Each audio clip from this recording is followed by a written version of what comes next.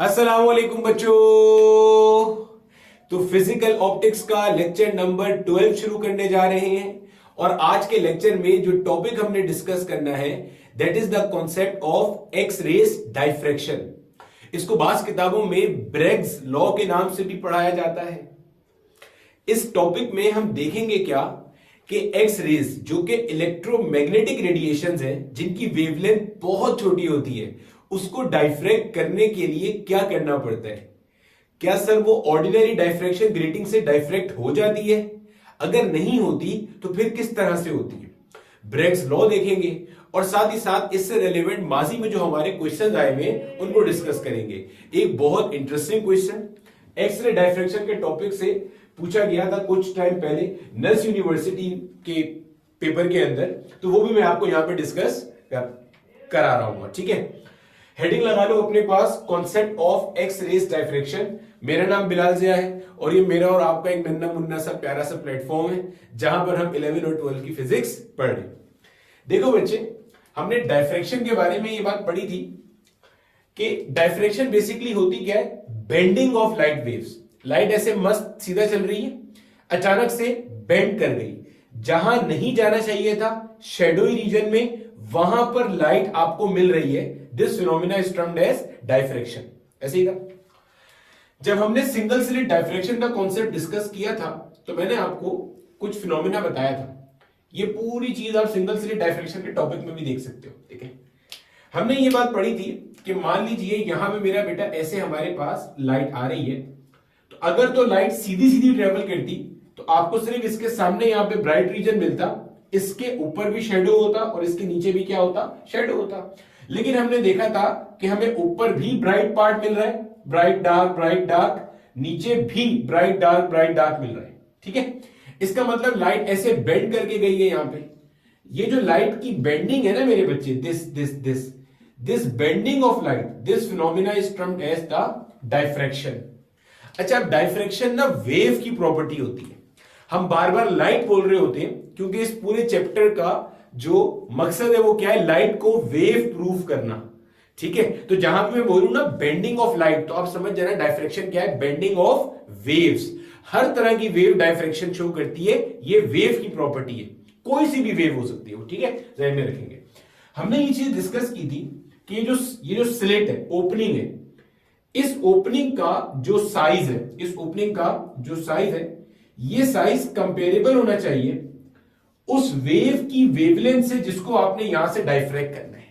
क्या बोला मैंने? फिर सुनो, मैंने बोला अगर आप डाइफ्रैक्शन पैटर्न को ऑब्जर्व करना चाहते हो, अगर आप चाहते हो, आप क्या चाहते हो, जैसे मिसाल के तौर पे इसके सामने ये जो रीजन है ना, देखो ये वाला रीजन तो अगर ब्राइट होता है तो इसमें कोई काम की बात नहीं है, कोई कमाल नहीं है, क्योंकि लाइट ऐसे आ रही है, सीधा इसी रीजन में आ रही है। लेकिन अगर आप चाहते हो यहां पे आपको कोई ब्राइट स्पॉट मिले, कोई ब्राइट फ्रिंज मिले, या यहां पे आपको कोई ब्राइट स्पॉट मिले, ब्राइट फ्रिंज मिले, क्योंकि यहां पे शेडो होना चाहिए। शेडो क्यों? जो लाइट यहां से आ रही है इसको तो ये पार्ट क्या कर रहा है? ब्लॉक कर रहा है, तो यहां पे ये शेडोई रीजन कहलाएगा। तो अगर लाइट यहां पे आ रही है, अगर यहां कोई ब्राइट स्पॉट, ब्राइट रीजन मिल रहा है, इसका मतलब लाइट यहां से बेंड करके ऐसे आई होगी। अगर यहां कोई ब्राइट रीजन है, इसका मतलब लाइट यहां से बेंड करके आई होगी। अगर आप ये चीज ऑब्जर्व करना चाहते हो कि लाइट बेंड कर रहा है और बेंड करके जहां नहीं जाना चाहिए था, according to the ray optics principle, वहां पर जा रहा है, डाइफ्रैक्शन कर रहा है। अगर आप ये चीज ऑब्जर्व करना चाहते हो तो डाइफ्रैक्शन ऑब्जर्वेबल कब होती है? जब ओपनिंग का जो साइज है that is comparable to the wavelength of light used, या wavelength of the wave used, जिसको आप डाइफ्रैक्ट करना चाह रहे हो। ठीक है, अब मेरे बच्चे, हमारे पास जो हमने डाइफ्रैक्शन ग्रेटिंग बनाई थी, वो डाइफ्रैक्शन ग्रेटिंग हमने बनाई थी ऑर्डिनरी लाइट को डाइफ्रैक्ट करने के लिए। क्यों? थोड़ा सा बैकग्राउंड समझो। हमारे पास जो ऑर्डिनरी लाइट होती है मेरे बच्चे, जिसके अंदर ये 7 कॉन्स्टिट्यूएंट्स होते हैं, जिसको हम विबग्योर के नाम से पढ़ते हैं, violet, indigo, blue, green, yellow, orange, red. इसमें वायलेट जो होता है, इसकी रफली स्पीकिंग जो वेवलेंथ होती है वो 4000 एंगस्ट्रॉम होती है। जो रेड होता है, इसकी रफली स्पीकिंग जो वेवलेंथ होती है वो 7000 एंगस्ट्रॉम होती है। अगर मैं आपको बोलूं कि इनका ऑर्डर कैलकुलेट करके बताओ, क्या कैलकुलेट करके बताओ? Order of the wavelength. गौर से सुनना, समझना अच्छे से। देखो, 4000 एंगस्ट्रॉम को मैं ऐसे लिखूंगा 4000 मल्टीप्लाई बाय एंगस्ट्रॉम का मतलब क्या होता है 10 टू द पावर -10 और आगे यूनिट के आगे मीटर। ऑर्डर कैलकुलेट करने के लिए आपने नंबर को स्टैंडर्ड फॉर्म में एक्सप्रेस करना होता है। सर वो क्या होती है अभी बता दो। अभी डेसिमल यहां है, ठीक है, मैं इसको ऐसे लिख सकता हूं 4 मल्टीप्लाई बाय 10 की पावर 3 इंटू 10 पावर -10। भैया देखो डेसिमल यहां था 1 2 3, डेसिमल 3 स्टेप पीछे आया यानी कि इधर आ गया और यहां 10 की पावर प्लस में आ गई, ठीक है भाई। डेसिमल जब लेफ्ट में जाता है पावर पॉजिटिव में आती है, बेसिक मैथ्स। सिंप्लीफाई किया तो ये बन गया 4 इंटू 10 की पावर -7 मीटर। अब ये जो 10 की पावर -7 मीटर है ना, ये कहलाएगा मेरे बच्चे ऑर्डर। क्या कहलाएगा? ऑर्डर। सर ऑर्डर कैसे निकालते हैं? अगर डेसिमल से पीछे सिर्फ एक नॉन जीरो डिजिट हो, और से सुन लेना, ये चैप्टर 1 की बातें हैं जो फिर रिपीट कर रहा हूं। डेसिमल से पीछे अगर एक नॉन जीरो डिजिट हो तो आगे जो मल्टीप्लाई में 10 की पावर लिखी है ये कहलाती है ऑर्डर। तो अब सुनना मैं क्या बोल रहा था। मैंने कहा अगर आपने डायफ्रैक्शन को ऑब्जर्व करना है यानी कि लाइट की बेंडिंग को ऑब्जर्व करना है, ठीक है, लाइट शैडो रीजन में जा रही है, डायफ्रैक्शन पैटर्न बना रही है, फ्रिंजेस बना रही है, bright dark, intensity up and down हो रही है, अगर आपने ये चीज ऑब्जर्व करनी है तो जो स्लिट की ओपनिंग है that should be comparable to the wavelength of the wave used, ठीक है। तो हमने जब डायफ्रैक्शन ग्रेटिंग कंस्ट्रक्ट की थी पिछली क्लासेस के अंदर, तो उसके अंदर हमारे पास क्या था, हम लाइट की वेवलेंथ यूज कर रहे थे ना, क्योंकि हम लाइट को डायफ्रैक्ट करा रहे थे, ऑर्डिनरी लाइट को, ठीक है। इसका मतलब उसकी वेवलेंथ का ऑर्डर क्या होता है 10 टू द पावर -7 मीटर। तो आपके पास ये जो आपकी ओपनिंग थी इसका भी आप याद करो, आपका ऑर्डर यही था 10 to the power -7 metre, 10 to the power -6 metre. इस ऑर्डर में आपके पास ये आया करती थी। कुछ कुछ थोड़ा बहुत याद आ रहा होगा, सही है।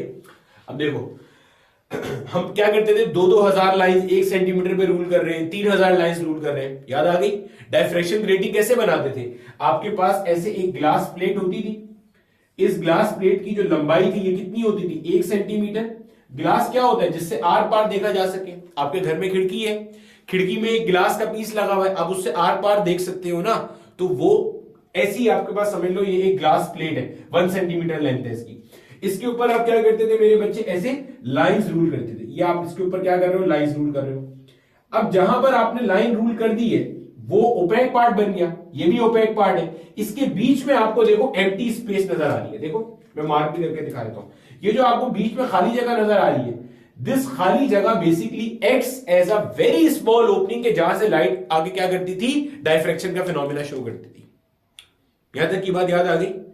अब देखो हमारा आज का टॉपिक क्या है, एक्स रेज की डायफ्रैक्शन। पहली बात तो ये चीज आप क्लियर कर लेना कि आपके पास ये जो एक्स रेज है इनको रोंजटन रेज भी कहते हैं। स्पेलिंग देख लेना यार, स्पेलिंग हो सकता है मैंने भंड मारा हो, ठीक है। एक्स रेज या रोंजटन रेज ये कैसे प्रोड्यूस होती हैं, ये पूरा हमारा मॉडर्न फिजिक्स का टॉपिक है, पढ़ेंगे इंशाल्लाह क्लास 12 की फिजिक्स जब आपको पढ़ाऊंगा। तो एक्स रेज जो है ना ये भी बेसिकली एक फॉर्म ऑफ क्या है, वेव्स है। जैसे लाइट वेव है वैसे ये भी आपके पास क्या है, वेव है। बस फर्क ये है कि ये आपके पास इलेक्ट्रोमैग्नेटिक वेव्स है। कौन सी वेव्स है, इलेक्ट्रोमैग्नेटिक वेव्स है। आपको ये बात पता है ना कि वेव पे क्या होता है, एनर्जी का ट्रांसफर होता है एक पॉइंट से दूसरे पॉइंट पे, और रास्ते में कुछ ना कुछ मीडियम के पार्टिकल्स वाइब्रेट करते हुए जाते हैं। अब वो जो वाइब्रेशन होती है वो अलग अलग चीजों की हो सकती है। जैसे जब हम रस्सी वाली वेव की बात करते हैं, wave in A stretch string, तो उसके अंदर रस्सी के पार्टिकल्स अप एंड डाउन होते हुए जाते हैं, यानी कि उनकी डिस्प्लेसमेंट वेरी करती हुई जाती है। जब हम साउंड वेव की बात करते हैं तो वहां पे जो एयर मॉलिक्यूल्स हैं इनका आपस का प्रेशर और डेंसिटी वेरी करती हुई जाती है। तो ऐसे जो इलेक्ट्रोमैग्नेटिक रेडिएशंस होती हैं इसमें इलेक्ट्रिक और मैग्नेटिक फील्ड एक दूसरे के परपेंडिकुलरली वेरी करती हुई जा रही होती है। इसको इतना भी डिटेल में समझने की कोई जरूरत नहीं है, बस इतनी बात ध्यान में रखना कि एक्सरेज क्या है, ये भी वेव्स हैं। और कौन सी वेव्स हैं, इलेक्ट्रोमैग्नेटिक वेव्स हैं। इसके अंदर क्या चीज प्रोपेगेट करती है, इलेक्ट्रिक फील्ड और मैग्नेटिक फील्ड, दोनों ऐसे वेरी करती हुई प्रोपेगेट कर रही होती है एक किसी भी डायरेक्शन में, है ये भी वेव्स। तो इन शॉर्ट अगर ये वेव्स है तो इसका मतलब वो टेस्ट ये भी पास करेंगे जो कि आपने वेव्स के लिए सेट किया हुआ है। वेव्स के लिए आपने क्या फिनोमिना सेट किया हुआ है, इंटरफेरेंस, डायफ्रैक्शन, वो ये इंटरफेरेंस भी करेंगी और ये डायफ्रैक्शन का फिनोमिना भी शो करेंगे, ठीक है। अब प्रॉब्लम कहां आती है? प्रॉब्लम आती है जब आपने एक्स रेस को डाइफ्रैक्ट कराना है, तो क्या हम ऑर्डिनरी डाइफ्रैक्शन ग्रेटिंग के थ्रू ये काम कर सकते हैं या नहीं कर सकते? यहां आता है मसला। अब देखो मेरे बच्चे, जो एक्स रेस की वेवलेंथ होती है that is of the order of 10 to the power -10 metre. अक्सर इसको हम कहते हैं, एक्स रेस की वेवलेंथ का जो ऑर्डर है वो 1 एंगस्ट्रॉम है, 10 टू द पावर -10 मीटर। और आपकी जो ऑर्डिनरी लाइट थी ना, ये जो ऑर्डिनरी लाइट थी, यहां से भी देख लो आप, देखो 7000 एंगस्ट्रॉम है ना, अगर आप इसको लिखोगे तो क्या होगा? 7 इंटू 10 की पावर 3, डेसिमल यहां था 1 2 3 स्टेप लेफ्ट में आया तो पावर +3 आ गई। और एंगस्ट्रॉम का मतलब तो वैसे ही क्या होता है? पावर -10। तो क्या बना? 7 into 10 to the power -7 metre. तो आपकी जो ऑर्डिनरी लाइट होती है, ऑर्डिनरी लाइट का ऑर्डर क्या है? 10 टू दी पावर -7 मीटर। गोया कि आपकी जो एक्स रेस है उसकी वेवलेंथ छोटी है, 10 की पावर -10 मीटर। माइनस में 10 आ रहा है, ये प्लस में नहीं आ रहा। समझना इस बात को खूब अच्छे से। बच्चे को लगता है सर 7 से तो 10 बड़ा है ना, लेकिन माइनस साइड पे बड़ा है, ये भी तो देखो भाई। -3 के मुकाबले में -10 ज्यादा छोटा होता है, -10 के मुकाबले में -15 ज्यादा छोटा है। नंबर लाइन में ये 0 है, 0 के इधर -1 फिर -2। जितना आप माइनस में आगे जा रहे हो गोया 0 से आप उतना दूर जा रहे हो, इसका मतलब वो वैल्यू उतनी क्या हो रही है? कम होती जा रही है। अब देखो प्रॉब्लम क्या है। हमने कहा था डाइफ्रैक्शन को ऑब्जर्व करने के लिए क्या चीज लाजमी है? कि जो स्लिट की ओपनिंग है, इसका जो साइज है, it should be comparable to the wavelength of the wave used. तो जो आप डाइफ्रैक्शन ग्रेटिंग बनाया करते थे, उसमें जो आपकी स्लिट्स होती थी, स्लिट क्या है? ये जो मैंने ब्लू से यहां शो किया हुआ है, 2 लाइंस जो आपने ड्रॉ करी, इसके दरमियान में जो खाली जगह है, that is acting as an opening space या slit for the ordinary light to diffract through it. तो इसका जो साइज हुआ करता था, ये इतना छोटा होता था कि ये इस ऑर्डर के आसपास होता था। याद भी होगा हमने जब डी का वैल्यू कैलकुलेट करते थे, याद है हम जब ये कैलकुलेट करते थे डी, तो डी का जो वैल्यू आता था वो ऐसे आता था, 10 पावर -6 मीटर में आता था, 10 पावर -7 मीटर में आता था, कुछ इस तरह की वैल्यूज आती थी डी की। और डी अपने पास क्या था? ग्रेटिंग एलिमेंट हुआ करता था। सही हो गया। अब आप बोलोगे सर अभी आप कह रहे थे कि ये साइज इसके बराबर होना चाहिए, अभी आप कह रहे हैं डी तो स्लिट सेपरेशन होता है। अरे मेरे बच्चे, जब आपको मैंने ये पूरा टॉपिक पढ़ाया था डाइफ्रैक्शन ग्रेटिंग का, तो मैंने आपको ग्रेटिंग एलिमेंट का ये फॉर्मूला नहीं बताया था क्या? D is equal to A plus B. अगर A का ऑर्डर 10 पावर -7 का होगा, 10 पावर -6 का होगा, तो D का भी वही ऑर्डर होगा, क्योंकि B का भी वही ऑर्डर होता है। तो परेशान नहीं होना, जो A का ऑर्डर है वही D का ऑर्डर होता है, क्योंकि ये दोनों ऐड हो रहे हैं, मल्टीप्लाई नहीं हो रहे। तो इन A और B का ऑर्डर भी सेम होता है, ऐड करने पे D का ऑर्डर भी वही आ रहा होता है। ठीक है, जल्दी से अगर मैं समराइज कर दूं, अपना प्रॉब्लम स्टेटमेंट पकड़ो। पहले प्रॉब्लम स्टेटमेंट हमने क्या करना है? हम वेव्स की डाइफ्रैक्शन स्टडी कर रहे हैं। ठीक है सर, डाइफ्रैक्शन करने के लिए हमारे पास जो कॉमन फिनोमेना है, कॉमन मसला है, देखो मेरे बच्चे, हम क्या कर रहे हैं? हम जो है ना वो डाइफ्रैक्शन का फिनोमेना स्टडी कर रहे हैं। डाइफ्रैक्शन करने के लिए कॉमन कंडीशन क्या है?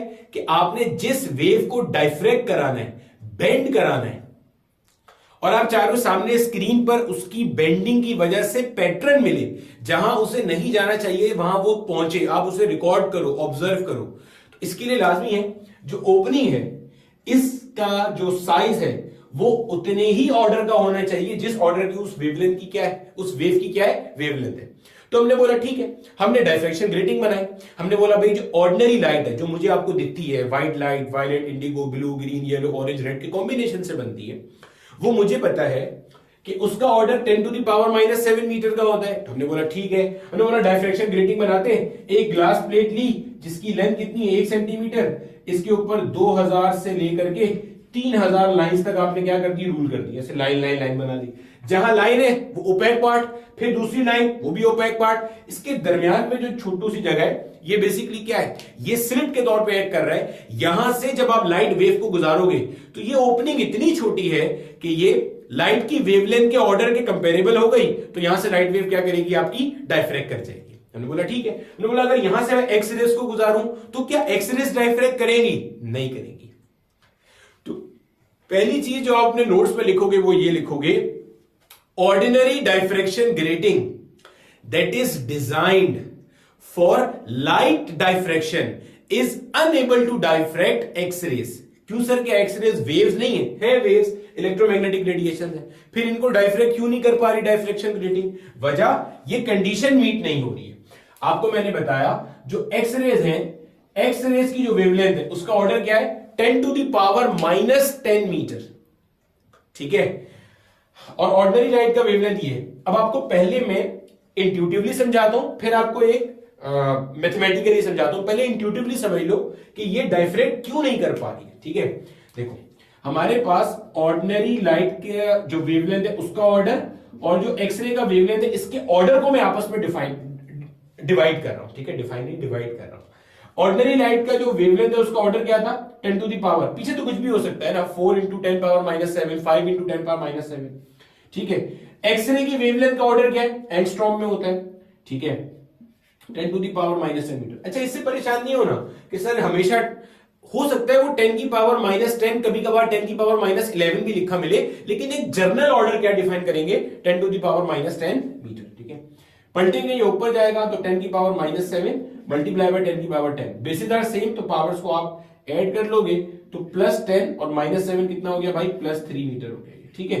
अब देखो, ऑर्डिनरी वेवलेंथ को ऐसे ही रखा, एक्सरे वाली वेवलेंथ को वहां ले गया, तो 10 की पावर 3 इंटू एक्सरे वेवलेंथ। ये चीज आपको क्या समझा रही है, ये चीज इससे क्या समझ में आ रहा है, इससे ये समझ में आ रहा है जो ऑर्डिनरी लाइट की वेवलेंथ है वो 1000 गुना ज्यादा है एक्सरे की वेवलेंथ के मुकाबले में। ये मतलब है इसका भाई, 10 की पावर 3 का मतलब क्या है, 1000। ऑर्डिनरी लाइट की जो वेवलेंथ है ये एक्सरे की वेवलेंथ के मुकाबले में 1000 गुना ज्यादा बड़ी है। क्या मतलब सर, देखो ये मान लो मेरा बेटा हमारे पास ऑर्डिनरी लाइट की वेवलेंथ है, मिसाल के तौर पर, समझना गौर से, तुम्हें एक कॉन्सेप्ट का फील देने की कोशिश करते हैं। ये मान लो आपके पास ऑर्डिनरी लाइट का लैम्डा है, दिस इज ऑर्डिनरी लाइट का लैम्डा। मैंने क्या किया, मैंने इस लैम्डा के छोटे छोटे छोटे छोटे छोटे बहुत सारे पार्ट्स कर दिए। कितने पार्ट्स कर दिए, पार्ट्स करता जा रहा हूं। मैंने ऐसे इसके 1000 पार्ट्स कर दिए। कितने पार्ट्स कर दिए बेटा, 1000 टुकड़े कर दिए, 1000 पार्ट्स में इसको मैंने तोड़ दिया। ये पूरी एक वेव साइकिल है ऑर्डिनरी लाइट की, मैंने इसको 1000 पार्ट्स में तोड़ दिया, तो आपका ये जो एक्सरे है ये एक पार्ट के बराबर, ये इसकी वेवलेंथ है इसके मुकाबले में। कॉन्सेप्ट का फील आया? ये ऑर्डिनरी लाइट की वेवलेंथ है एक वेव, इसका 1000वां हिस्सा, ऐसे 1000 पार्ट्स कर दिए तो एक पार्ट में एक वेव साइकिल आके फिट हो जाएगा किसका, एक्सरे का। तो अब अगर मैं आपको बोलता हूं जो आपकी ऑर्डिनरी डाइफ्रैक्शन ग्रेटिंग थी that was unable to diffract X rays, concept समझ में आएगा? क्योंकि उसके लिए ये ओपनिंग बहुत बड़ी है, ओपनिंग का जो साइज है that should be comparable to the wavelength of the wave. तो आप बोलोगे सर मुश्किल नहीं है, आप इसके दरमियान में एक लाइन और बनाओ, मतलब ऐसे लाइनें बनाते जाओ। अब ये चीज पॉसिबल नहीं होती है, यानी कि आप डाइफ्रैक्शन ग्रेटिंग कैसे बना रहे हो, एक ग्लास प्लेट के ऊपर आप लकीरें मार रहे हो। 1 सेंटीमीटर कितनी बड़ी जगह होती है। अगर मैं आपको स्केल दिखाऊं, अगर मेरे पास स्केल है, देखो ऐसा स्केल आपने देखा होगा यकीनन। ये देखो, ये जो स्केल है 0 सेंटीमीटर से 1 सेंटीमीटर, ये छोटी सी जगह है जिसके अंदर आप 10 अगर लाइनें ड्रॉ करते हो ना, 10 लाइनें, 0.1 0.1 0.1 की जब आप 10 लाइनें ड्रॉ करते हो तो तभी जगह इतनी छोटी हो जाती है। आप सोचो अगर मैंने इसके ऊपर 2000 लाइंस ड्रॉ की हुई हैं, क्या गुंजाइश होगी कि मैं मजीद लाइंस यहां ड्रॉ करूं, 10-15 हजार लाइंस और ड्रॉ कर दूं? पॉसिबल नहीं है। तो प्रॉब्लम क्या आता है कि it is not possible to mechanically construct these much number of lines on a glass plate ताकि वो एक्सरे को डाइफ्रैक्ट कर सके। पॉइंट समझ में आ गया? प्रॉब्लम स्टेटमेंट क्लियर है? तो ऑर्डिनरी डाइफ्रैक्शन ग्रेटिंग क्यों ये काम नहीं कर सकती? क्योंकि जो ओपनिंग होती है बिटवीन 2 कंसेक्यूटिव ओपेक लाइंस वो बहुत बड़ी होती है। किसके लिए? एक्सरे के लिए। मैंने बता दिया 1000 टाइम्स एक्सरे का जो वेव साइकिल है वो छोटा होता है ऑर्डिनरी लाइट के मुकाबले में। क्लियर है? फिर हम क्या करते हैं भाई, अब हम क्या करें, चलो अच्छा पहले इसको मैं आपको मैथमेटिकली भी समझा देता हूं, इतना हिस्सा कॉपी कर लो जल्दी से। अब देखो, आप कोई भी किताब देखोगे ना उसके अंदर इंट्यूटिवली इस तरह नहीं समझाते, वो मैथमेटिकली समझाते हैं कि देखो यार आप एक काम करो, आप डाइफ्रैक्शन ग्रेटिंग ले लो बाजार से जाके। कौन सी डाइफ्रैक्शन ग्रेटिंग भाई? वही डाइफ्रैक्शन ग्रेटिंग जो कि ऑर्डिनरी लाइट की डाइफ्रैक्शन के लिए आप यूज करते हो। आप बाजार से वो डाइफ्रैक्शन ग्रेटिंग लो और उससे एक्सरे को डाइफ्रैक्ट करा के देखो, आपको पता चल जाएगा मसला क्या आ रहा है। मैं अब यही चीज आपको मैथमेटिकली बता रहा हूं, ठीक है। देखो, मान लो मैंने एक डायफ्रैक्शन ग्रेटिंग ली, इसका डी मुझे फिलहाल नहीं पता, लेकिन मुझे ये पता है कि मैंने 2000 लाइंस रूल करी हुई है। कितनी? 2000 लाइंस ड्रॉ करी हुई है। कितनी जगह पे भाई? 1 सेंटीमीटर पे, ठीक है। मैं इससे क्या कर रहा हूं, मैं इससे एक्स रेज को डाइफ्रैक्ट कराने की कोशिश कर रहा हूं, ठीक है। देखते हैं कि एक्स रेज डाइफ्रैक्ट होती है नहीं होती। और मुझे कहा जा रहा है कि बेटा एंगुलर डेविएशन कैलकुलेट करो। क्या कैलकुलेट करो भाई?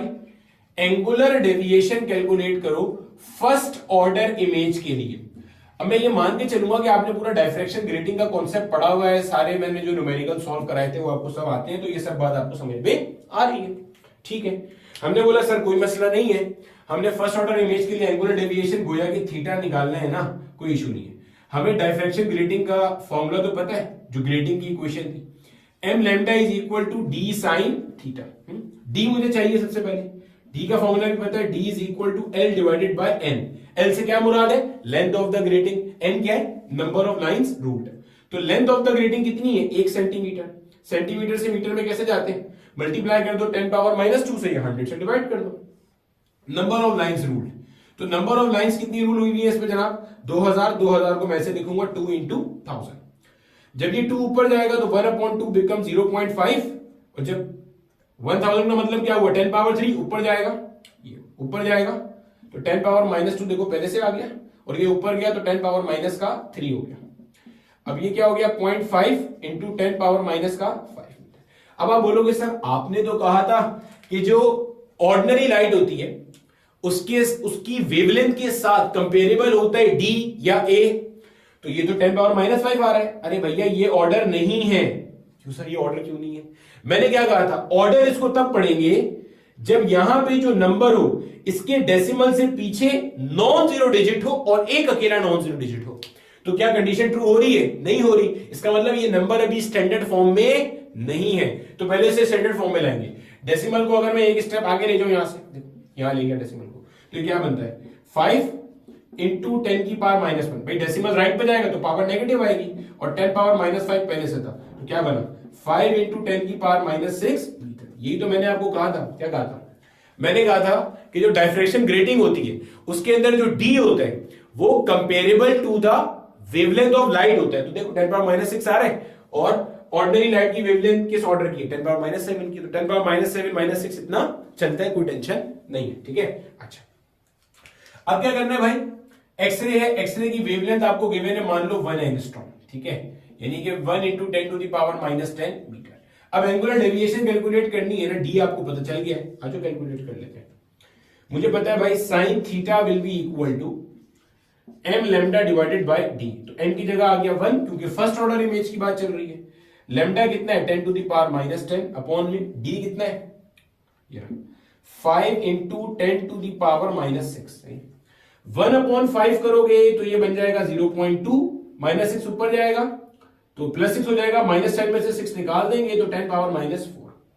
अब आप कैलकुलेटर यूज कर लो अपना, और साइन इनवर्स 0.2 इंटू 10 पावर -4 करो। मैं भी करके देख लेता हूं। जैसे ही आप साइन इनवर्स करते हो, sine inverse 0.2 into 10 raise to the power -4, answer आपके पास आता है 0.0011 डिग्री। ऐसे ही है, ऐसे ही ये आंसर आता है आपके पास। आंसर आता है 1.14 इंटू 10 की पावर -3 डिग्री में, और डेसिमल को 2 स्टेप पीछे ले जाएंगे तो 0.00114। 1 2 3, ये आंसर, ठीक है। 0.001 और राउंड ऑफ करना है, और राउंड ऑफ कर लो यार, ये क्या बनता है? 0.001 डिग्री ये आ रहा है। अब ये क्या आया, जरा इसको समझना, और इससे कैसे पता चल रहा है कि डायफ्रैक्शन ग्रेटिंग एक्सरे को डायफ्रैक्ट नहीं कर सकती, वो समझो, ठीक है। ये इससे को मैं मिटाने लगा हूं। ये आपको मैथमेटिकली मैं इसी चीज का आंसर कर रहा हूं जो अभी थोड़ी देर पहले मैंने आपको इंट्यूटिवली बात समझाने की कोशिश की थी। अब मैथमेटिकली भी देख लो यार, मैथमेटिकली सॉल्व कराना ज्यादा आसान होता है, ठीक है। इंट्यूटिवली समझाने में ये होता है कि आपकी इमेजिनेशन और आपके जो कॉन्सेप्ट्स है ना, वो अगर अच्छे हैं तो आपको चीज समझ में आ जाएगी। तो मैथमेटिकली तो खैर पता चली गया यहां से। ये आपने क्या निकाला है? आपने निकाली angular deviation for the first order image. ये अगर स्क्रीन है, समझना गौर से, ये अगर स्क्रीन है, फर्स्ट ऑर्डर इमेज का मतलब क्या होता है? ये मेरा बेटा आपके पास यहां पे होता है 0th ऑर्डर मैक्सिमम, और यहां पे होता है आपके पास फर्स्ट ऑर्डर मैक्सिमा, अगर मैं डायफ्रेक्शन ग्रेटिंग के सेंस में बात करूं। और यहां पे ऐसे होता है, ऐसे ही है। ये जो एंगल होता है ना, ये वाला एंगल, ये होता है angle between zeroth order maxima and first order maxima. अब आप सोचो, जीरोथ ऑर्डर मैक्सिमा के बाद आना चाहिए फर्स्ट ऑर्डर मैक्सिमा। ये एंगल कितना है? 0.001 डिग्री, यानी कि अप्रोक्सीमेटली 0 डिग्री। इसका मतलब ये first order maxima zeroth order maxima के अंदर ही घुसा हुआ है। जब अंदर ही घुसा हुआ है तो आप इसे डिस्टिंग्विश कैसे करोगे कि यहां जीरोथ ऑर्डर खत्म, यहां फर्स्ट ऑर्डर शुरू, फिर सेकंड ऑर्डर शुरू, फिर थर्ड ऑर्डर शुरू। Getting my point? मसला समझ में आ रहा है? ये फर्स्ट ऑर्डर मैक्सिमा अगर थोड़ा सा ऊपर बनेगा तो ये थीटा कुछ काबिले कबूल होगा। जब ये थीटा कुछ काबिले कबूल होगा, जैसे अगर आप यहां पे अपनी ऑर्डिनरी लाइट रखो इस जगह पे, आप मान लो आपके पास मिसाल के तौर पे ऑर्डिनरी लाइट थी, इसी सवाल में ऑर्डिनरी लाइट थी और उसकी वेवलेंथ थी 1 × 10⁻⁷ मीटर। लेट्स से मिसाल दे रहा हूं, आप 1 × 10⁻⁷ मीटर रख के इसी सवाल को जरा सॉल्व करो। देखो साइन इनवर्स करो। आपको एक और चीज समझाना चाह रहा हूं। साइन इनवर्स किया आपने, क्या बनेगा भाई? 10⁻⁷ अपॉन में आया 5 × 10⁻⁶। ये आंसर आता है आपके पास तकरीबन 1.2 डिग्री। अब फिर भी आपके पास देखो, फिर भी आपके पास ये इससे कुछ हद तक ऊपर आया, 1 डिग्री बस ऊपर आया। पॉइंट समझ में आ रहा है? ऑर्डिनरी लाइट के अंदर भी जो आपके पास ये था, ये इससे 1 डिग्री ऊपर आया। ये तो जाहिर मैंने मिसाल ली थी ना, मैंने मिसाल ली थी 1 × 10⁻⁷। एक्चुअल तो 4 × 10⁻⁷ से शुरू होता है, लेकिन स्टिल आप देखो फर्क समझ में आ रहा है कि एक्सरे की वेवलेंथ के लिए ये फर्स्ट ऑर्डर बिल्कुल जीरोथ ऑर्डर के अंदर ही घुसा हुआ है, क्योंकि ये थीटा कितना आया? 0.001 डिग्री आया है। तो आप डिस्टिंग्विश ही नहीं कर सकते। तो आप अपने पास कंक्लूजन में क्या लिखोगे? कंक्लूजन में आप ये लिखोगे कि मेरे भाई आपके पास जो ऑर्डिनरी डायफ्रेक्शन ग्रेटिंग है, जो कि लाइट के लिए थी, ऑर्डिनरी लाइट के लिए थी, that is unable to diffract X rays, क्योंकि जो स्लिट का साइज है, जो डी है, जो ए है, that is not comparable to the wavelength of X rays. उसके लिए आप कहोगे ए का वैल्यू बहुत बड़ा है, किसके हिसाब से? एक्स रेज के वेवलेंथ के मुकाबले में। ठीक है, इतना ऐसा कॉपी कर लो। फिर हम इसकी डायफ्रेक्शन कैसे करते हैं, अब उसके ऊपर आ रहे हैं। अब देखो मेरे बच्चे, अब ये एक बड़ा मसला था कि एक्स रेज या ऐसी सारी की सारी वेव्स जिसकी वेवलेंथ लाइट के मुकाबले में मजीद छोटी है, उनको आप कैसे करो। तो हमारे पास पिक्चर के अंदर 1912 के अंदर एक जर्मन फिजिसिस्ट आते हैं जिनका नाम है मैक्स वॉन लॉ।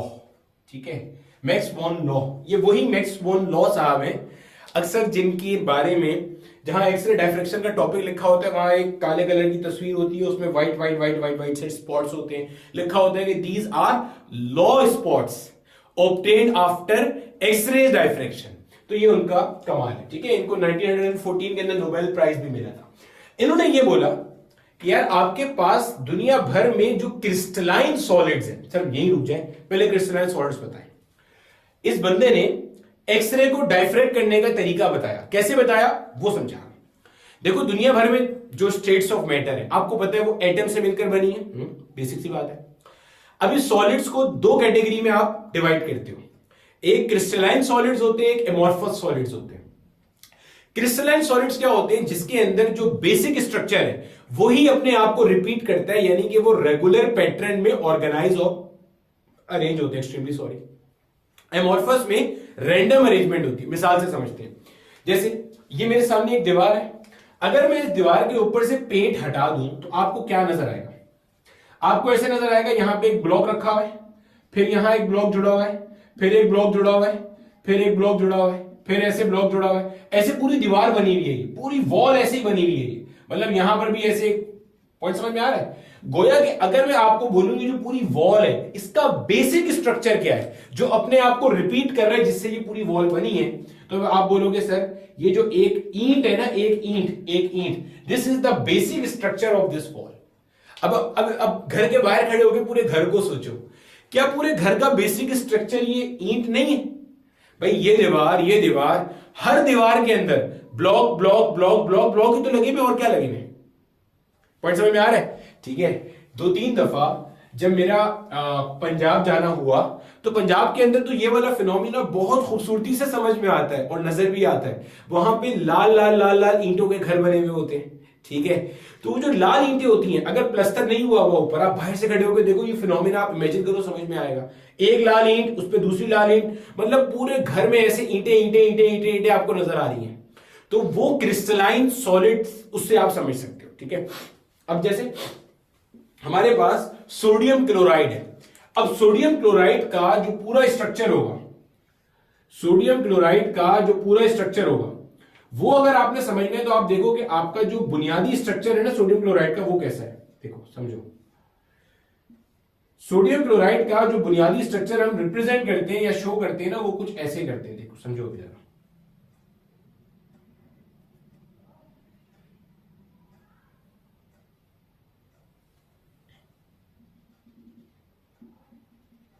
ये आपको यहां पे साइड में नजर भी आ रहा होगा। अब ये मेरा बेटा आपके पास ना कुछ क्रिस्टल टाइप की चीज है। यहां देखो, यहां मेरा बेटा ऐसे क्लोरीन का एटम आ गया आपके पास, ठीक है। फिर यहां पे आपके पास ना इस जगह पे ये सोडियम का एटम आ गया। फिर यहां पे मेरा बेटा आपके पास ये सोडियम का एटम आ गया। फिर यहां पे मेरे बच्चे आपके पास सोडियम का, ये देखो ना, ये NaCl NaCl NaCl। इसी तरीके से, इसी तरह से यहां पे आपके पास मान लो क्लोरीन आ गया, NaCl NaCl। यहां पे आपके पास क्लोरीन आ गया। अब इसको बनाते जाओ इसी तरह से। फिर यहां पे मेरे बच्चे आपके पास क्या आ गया, Na आ गया। फिर आपके पास इस जगह पे क्या आ जाएगा, ये Na आ जाएगा। फिर आपके पास ये देखो, इस जगह पे क्या है, ये क्लोरीन है। मतलब ये आपने याद नहीं करना, सिर्फ समझा रहा हूं मैं।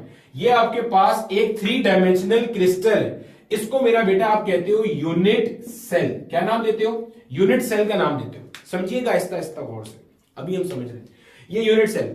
अब आपके पास मेरे बच्चे जो पूरा सोडियम क्लोराइड का एक बड़ा सा पीस है, जाहिर सी बात है उसके अंदर गिनती के 5-10 एटम तो नहीं होंगे भाई।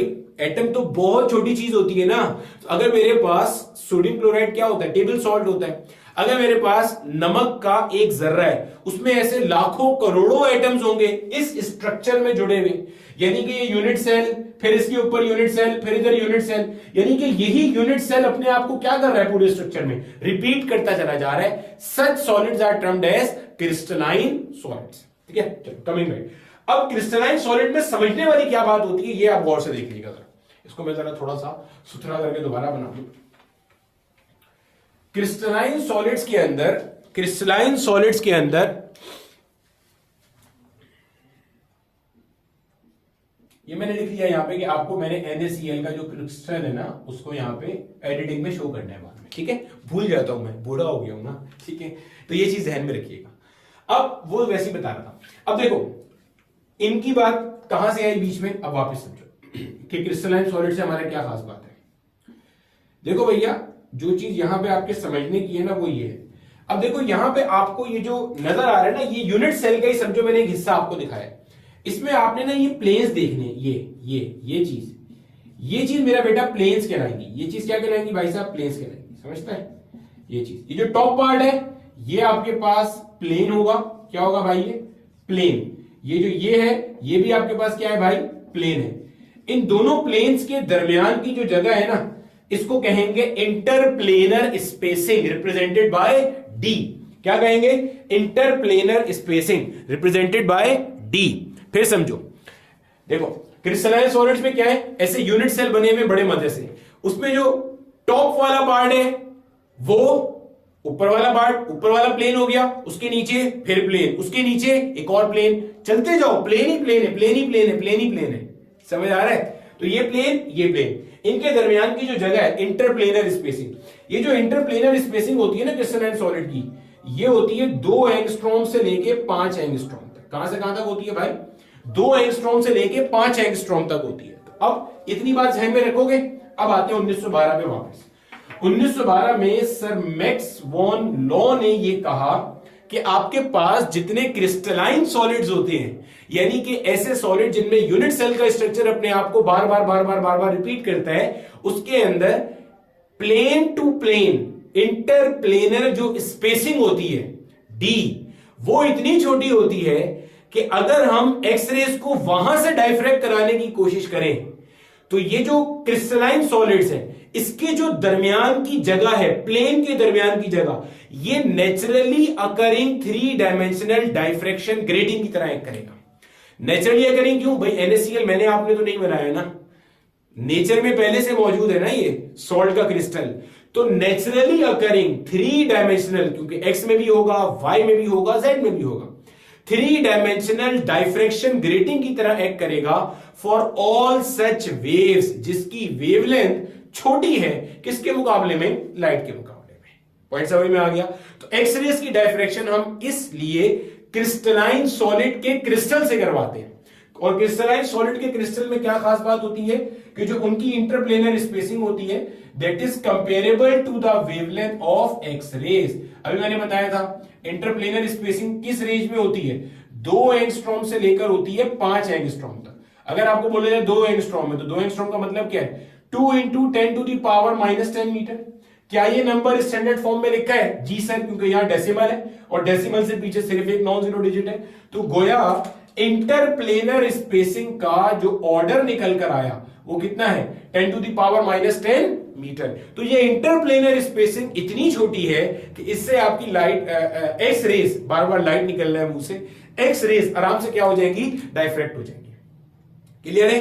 अब कैसे होता है ये काम, इसको हम करते हैं। ठीक है, तो ये आपके पास था मैक्स बोर्न लॉ का स्टेटमेंट कि जिन्होंने पहली बार 1912 के अंदर एक्सरे को डाइफ्रैक्ट कराया था with the help of some crystalline solid crystal. ठीक है, चलो अब देखते हैं कि ये काम कैसे होता है। अब आगे की सारी कहानी सेम है, वो बात तो याद ही होगी ना भाई जो हम अभी तक पढ़ के आए हैं। क्या बात सर?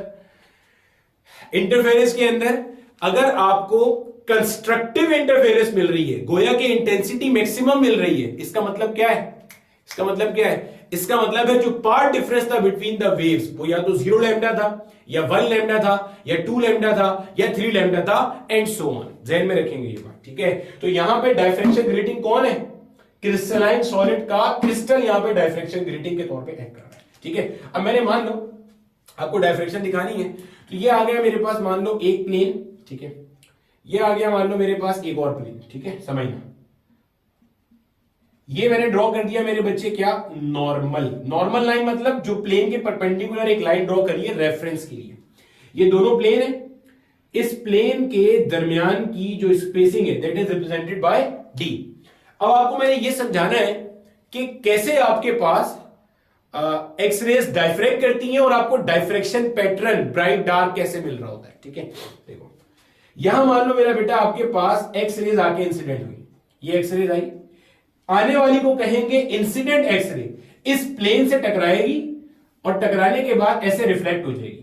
इसको कहेंगे मेरे बच्चे इंसिडेंट एक्सरे, इसको कहेंगे मेरे बच्चे reflected X-ray. Incident X-ray, reflected X-ray. ठीक है, यस ठीक है, समझ में आती है। अब इसी तरह से मेरा बेटा अगर बहुत सारी एक्सरेज आ रही थी तो लाजमी तो नहीं है सारी एक्सरेज ऊपर वाले प्लेन से टकरा के चली जाए, कुछ ना कुछ एक्सरेज सेकंड प्लेन पे भी आएंगी। तो आगे भाई ये मान लो यहां पे आई और यहां से टकरा के ये यहां चली गई। अब गौर से देखना, समझना आहिस्ता आहिस्ता। इसी तरह कुछ ना कुछ थर्ड पे भी आएंगी, वो भी टकरा के जाएंगी, उन पे भी बात करेंगे अभी। पहले 2 से मामला समझ लो। ठीक है, देखो एक एक्सरे आई ऊपर वाले प्लेन से टकरा के चली गई, ये एक्सरे आई दूसरे प्लेन से टकरा के चली गई, टकरा के चली गई, रिफ्लेक्ट हो गई। जब ये आगे जाके मिलेंगी, और से सुनना, जब ये आगे जाके मिलेंगी, जब ये आगे जाके मिलेंगी तो इंटरफेरेंस होगी। अब जब इंटरफेरेंस होगी तो पाथ डिफरेंस की वजह से भाई जब वेव मिलती है इंटरफेरेंस होती है तो ब्राइट या डार्क बनता है डिपेंडिंग ऑन के एक ने दूसरे के मुकाबले में कितना एक्स्ट्रा कवर किया।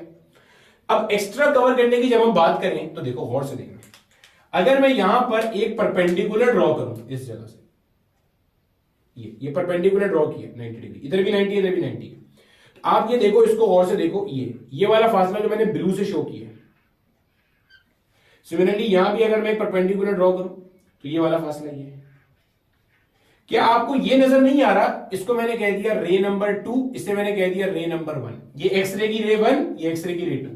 क्या आपको ये नजर आ रहा है? रे 2 ने ये प्लस ये फासला, देखो ये प्लस ये प्लस ये फासला एक्स्ट्रा कवर किया रे 1 के मुकाबले में। अगर मान लो ये इसी पॉइंट पे मिल रही है तो मिसाल दे रहा हूं भाई, इस पॉइंट से आई मिसाल के तौर पर और इस पॉइंट पे मिल गई, ये आने वाला पॉइंट, ये मिलने वाला पॉइंट, तो आने और मिलने के दरमियान में रे नंबर 2 ने ये फासला प्लस ये फासला एक्स्ट्रा कवर किया इस पॉइंट पे आने के लिए, हाँ या ना? फिर समझो हम पढ़ क्या रहे हैं, हम एक्सरे डायफ्रैक्शन की बात कर रहे हैं। एक्सरेज को ऑर्डिनरी डायफ्रैक्शन ग्रेटिंग से आप डायफ्रैक्ट नहीं करा सकते थे, यहां पे डायफ्रैक्ट हो रही है। डायफ्रैक्ट क्या है?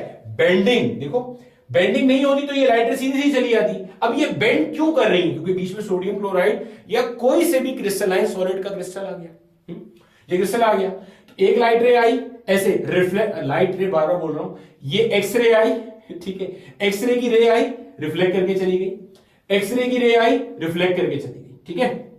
अब जब ये दोनों यहां पे मिलेंगी तो आपको डायफ्रैक्शन पैटर्न मिलेगा, ब्राइट या डार्क। ब्राइट पैटर्न कब मिलेगा? जब एक ने दूसरे के मुकाबले में, एक एक्सरे की रे ने दूसरे एक्सरे की रे के मुकाबले में जो डिस्टेंस एक्स्ट्रा कवर किया है वो या तो 1 लैम्डा हो या 2 लैम्डा या 3 लैम्डा या 4 लैम्डा, ऐसा ही होगा।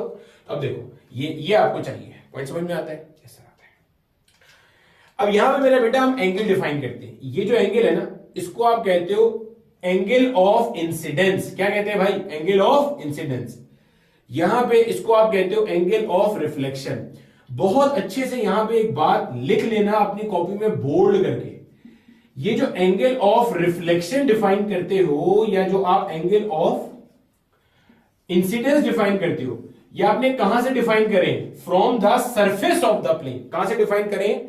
क्रिस्टलाइन सॉलिड के प्लेन के सरफेस से डिफाइन करें हैं, नॉर्मल से डिफाइन नहीं करें।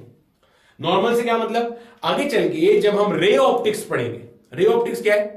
जो आपके पास मेरे बच्चे ज्योमेट्रिकल इंस्ट्रूमेंट्स का टॉपिक है, ठीक है, जब वो पढ़ेंगे तो जहन में रखिएगा रे ऑप्टिक्स के अंदर, या हो सकता है आप माजी में पढ़ के भी आए हो, ठीक है, तो उसके अंदर मेरा बेटा ऐसे आगे जब लाइट रे स्ट्राइक करती है तो ये होता है आपका एंगल ऑफ इंसिडेंस और ये होता है आपका एंगल ऑफ रिफ्लेक्शन। ये रे ऑप्टिक्स का कॉमन प्रिंसिपल है।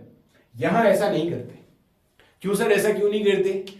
ऐसा इसलिए नहीं करते कि जो मैं आपको बता रहा हूं ना, ये प्लेन नंबर 1 से रिफ्लेक्शन हुई, फिर प्लेन नंबर 2 से रिफ्लेक्शन हुई, फिर आगे जाके मिले डायफ्रैक्शन पैटर्न हुए, ये चीजें इतनी सिंपल नहीं होती हैं। यहां पर जो एक्सरे की डायफ्रैक्शन का कॉन्सेप्ट है ना, वो इन डिटेल देखेंगे तो वो थोड़ा सा कॉम्प्लिकेटेड है, तो उसको आसान करने के लिए रिफ्लेक्शन के फिनोमेना से हाई स्कूल लेवल पे समझाया जाता है, ठीक है। तो बिल्कुल इन शॉर्ट आपने ये चीज जहन में रखनी है, बस इतनी बात जहन में रखनी है कि आपने ये एंगल कहां से डिफाइन किया है? सरफेस से डिफाइन किया है, नॉर्मल से डिफाइन नहीं किया। इसको लिख लेना क्योंकि माजी में 2 बार इसका सवाल आया है, एक तो मैं भी कराऊंगा भी, और उसमें नॉर्मल से एंगल दिया था उसने, तो बच्चे ने वही मार खाई थी। नॉर्मल से डिफाइन नहीं हुआ, ये लिख लेना बात। कौन सा एंगल? एंगल ऑफ इंसिडेंस और एंगल ऑफ रिफ्लेक्शन। कहां से? प्लेन से डिफाइन हुआ है। रीजन मैंने बता दी, क्योंकि अगर आप कोई अच्छी किताब देखोगे जिसमें पूरा एक्सरे का डायफ्रैक्शन डिटेल से बताया हुआ है तो उसमें आपको ये समझ में आ जाएगा कि ये प्लेन से क्यों डिफाइन हुआ है। आपके लेवल पे नहीं है, स्कोप से बाहर जाएगा, वरना मैं भी बता दूंगा, ठीक है। तो एक्चुअल में जो एंगल ऑफ इंसिडेंस और रिफ्लेक्शन होता है वो हमेशा फ्रॉम द नॉर्मल कंसीडर किया जाता है। जब हम रे ऑप्टिक्स पढ़ेंगे तो उस पर बात भी करेंगे, ठीक है। क्लियर हो गया? अब देखो समझो, फिर वापस आ जाओ। एक्सरे की डायफ्रैक्शन आप कैसे पढ़ रहे हो या क्या हो रहा है? ये एक्सरे की रे नंबर 1 आई, अपर प्लेन से टकरा के रिफ्लेक्ट होकर चली गई। एक्सरे की रे नंबर 2 आई, सेकंड प्लेन से टकरा के चली गई। जितना एंगल ऑफ इंसिडेंस उतना ही एंगल ऑफ रिफ्लेक्शन, क्योंकि प्लेन है और हाईली पॉलिश किस्म का जबरदस्त प्लेन है, कोई टेंशन नहीं है, ठीक है। तो ये दोनों एंगल्स आपके पास हमेशा बराबर होंगे। तो मैंने कहा कि भाई ये देख, ये एक्स्ट्रा फासला कवर किया, ऐसे ही है, और ये वाला भी क्या? रे नंबर 2 ने एक्स्ट्रा फासला कवर किया इसके मुकाबले में। तो ये मुझे चाहिए भाई, ये कितना है और ये कितना है, ये पता चल गया तो इन दोनों को जोड़ूंगा, उसको कंपेयर कर लूंगा। 1 लैम्डा 2 लैम्डा, भाई लैम्डा क्या है? एक्सरे की वेवलेंथ, क्योंकि एक्सरे की ही तो डायफ्रैक्शन पढ़ रहे हैं। देखो 1 लैम्डा 2 लैम्डा 3 लैम्डा अगर इसके बराबर है तो आपको यहां पे ब्राइट फ्रिंज मिलेगी, वरना ब्राइट फ्रिंज नहीं मिलेगी, डार्कनेस मिल रही होगी, ठीक है। समझ में आ गई बात। अब देखो भाई, इसी चीज को देखो मैं यहां दोबारा ड्रॉ कर रहा हूं क्योंकि मुझे वहां पर उसको गंदगी नहीं करनी, इसलिए, ठीक है। थोड़ा सा जूम इन करके दिखाते हैं, ठीक है। अब जो एंगल ये है ना मेरा बेटा, वही एंगल आपके पास ये होता है। अब ये कैसे होता है ये समझाने के लिए मैं आपको यहां पे लेकर आया हूं, ठीक है। परेशान नहीं हो जाना। ये आई लाइट रे, ये यहां चली गई, ठीक है। ये सॉरी लाइट रे नहीं, X-ray I am very sorry. जहां जहां मैंने लाइट रे बोला हो ना एक्सरे की डायफ्रैक्शन में, भाई वहां समझ जाना कि मैं किसकी बात कर रहा हूं, एक्सरे की, ठीक है। चलो, और ये मैंने इसका ऐसे परपेंडिकुलर ड्रॉ कर दिया, ठीक है। अब देखो ये वाला एंगल अपने पास कितना है भाई, थीटा है। सर ये भी तो थीटा है, थीटा आई कहा हुआ है, तो भाई थीटा आई और थीटा आर बराबर है ना, तो इसको भी थीटा कह ले, इसको भी थीटा कह ले, ये थीटा है, ठीक है। ये वाला एंगल मुझे चाहिए, ये एंगल मुझे नहीं पता भी कितना है, ठीक है। और बड़ा करके इसको दिखा सकते हैं, एक मिनट, इसको और बड़ा करके वरना समझ में नहीं आया।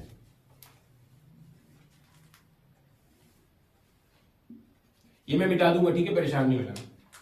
देखो ये मान लो मेरा बेटा ऐसे आया, ऐसे चला गया, और ये ऐसे आया और ये ऐसे चला गया, ठीक है भैया। देखो ये वाला एंगल मेरा बेटा हमारे पास कितना है, थीटा। यहां पे ये परपेंडिकुलर ड्रॉ कर लिया, दिस इज परपेंडिकुलर, ठीक है, ये परपेंडिकुलर ड्रॉ कर लिया। अब ये एंगल मुझे नहीं पता कितना है, मुझे साबित करना है। इसको मान लेता हूं दिस इज एंगल एक्स मिसाल के तौर पे, ठीक है। नहीं पता मुझे, चलो नहीं पता, कोई बात नहीं। अच्छा ये वाला एंगल भी मुझे नहीं पता, इसको मान लेता हूं एंगल वाई। आपको एक बात तो नजर आ रही है हमेशा, क्या, कि ये लाइन और ये लाइन परपेंडिकुलर है। देखो और से ये लाइन परपेंडिकुलर है। कैसे पता चला सर आपको, देखो ऐसे पता चला, ये लाइन और ये लाइन पैरेलल है। भाई देखो ना, अगर आप दो पैरेलल लाइंस के दरमियान में ऐसे ड्रॉ करते हो तो ये परपेंडिकुलर होगा ना भाई साहब, नहीं होगा क्या, समझ आती है।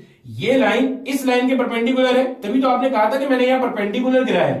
अरे भैया अगर दो पैरेलल लाइंस है तो यहां पे अगर कोई लाइन परपेंडिकुलर है तो वो यहां पे भी क्या होगी, लास्ट में परपेंडिकुलर होगी, ठीक है। देखो ना ये दोनों पैरेलल लाइंस है, तो अगर आपने एक ऐसी लाइन ड्रॉ करी जो कि यहां परपेंडिकुलर है तो यहां भी वो क्या होगी, परपेंडिकुलर।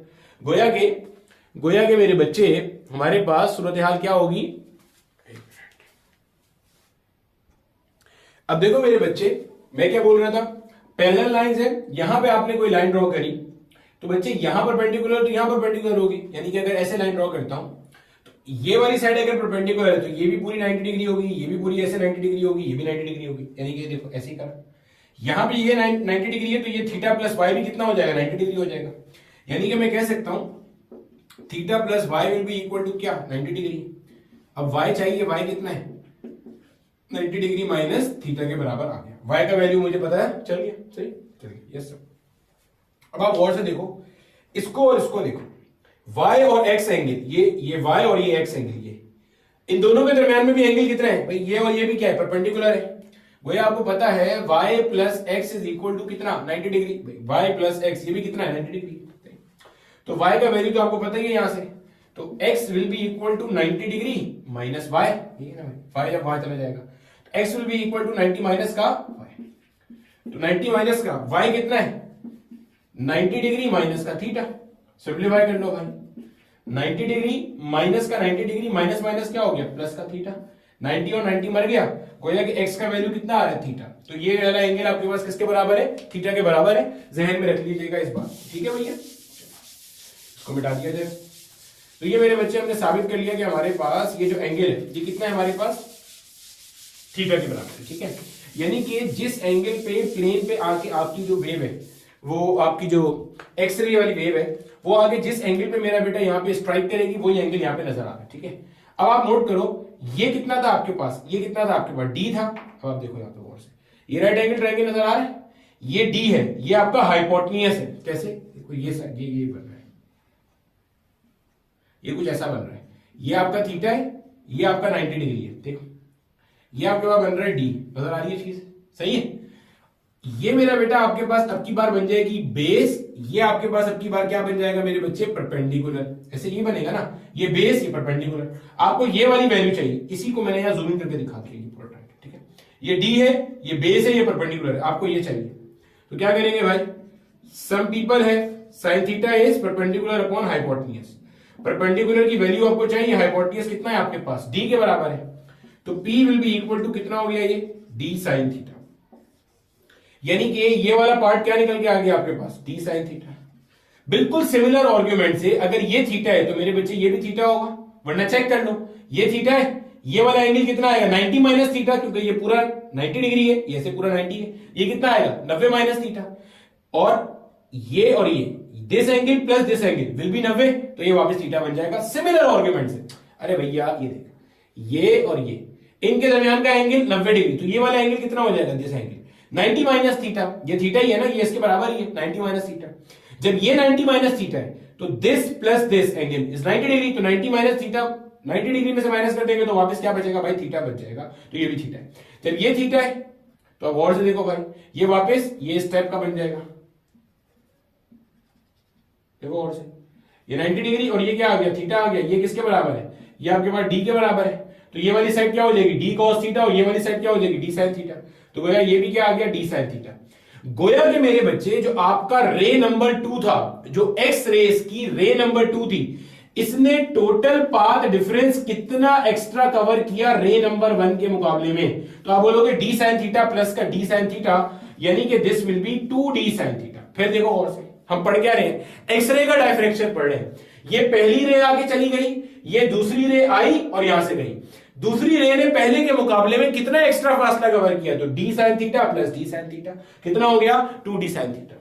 अब ये 2d साइन थीटा अगर 1 लैम्डा के बराबर है तो भी यहां पे कंस्ट्रक्टिव इंटरफेरेंस, अगर ये 2 लैम्डा के बराबर है तो भी यहां ब्राइट फ्रिंज, अगर ये 3 लैम्डा के बराबर है तो भी यहां ब्राइट फ्रिंज। गोया के मैं कहूंगा अगर 2d साइन थीटा, और से सुनना, m लैम्डा के बराबर है तो आपको यहां पे मैक्सिमा मिल रहा होगा, बोलो हाँ या ना।